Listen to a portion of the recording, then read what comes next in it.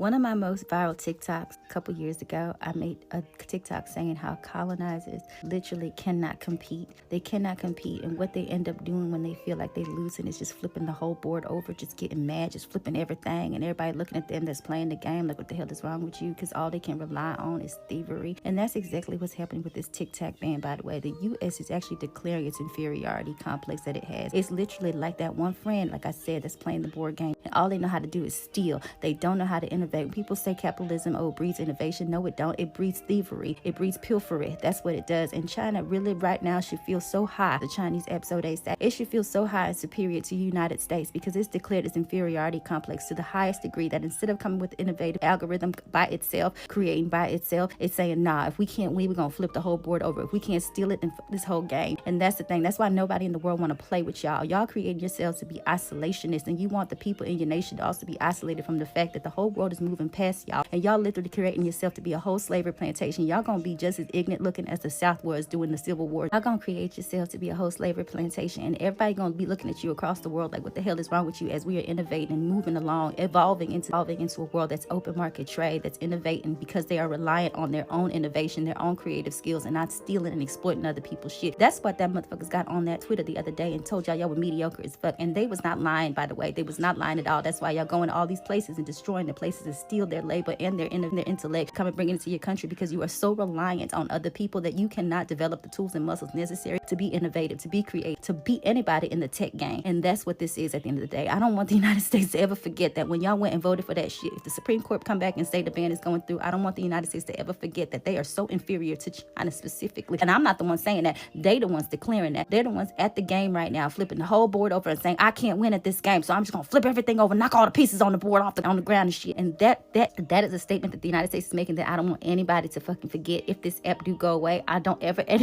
want anybody to forget the fact that the United States is making a declarative statement about itself and its inferiority to specifically China and the rest of the world. I'll be honest with you, that they cannot play, they cannot create, because they have no ability to pull themselves up by the bootstrap and create anything. They can't compete in the global market. So what they're gonna do, they're gonna flip the board, and the only people that are gonna be disadvantaged for that are its very own people that, by the way, they are looking to create slaves out of, to create a slave plantation on this continent, because that's the only way it's ever been able to survive. That's how it was created. It has no other way. So when people out here saying pull yourself out of the bootstraps, I want America to put a mirror to his face and say it to its own goddamn self at the end of the day, because I don't want people to ever forget that. They say communism this, communism. Why is the communism beating you at the board game so fucking bad they gotta flip the whole shit over? That's the question I need you to ask yourself, the United States, okay? The government, the Congress, and the Supreme Court, if they come back and ban this shit. Remember that. Remember, that's the question you need to ask yourself. If you are so great, if you are the best nation in the world, why is it that you gotta flip the game board? Why?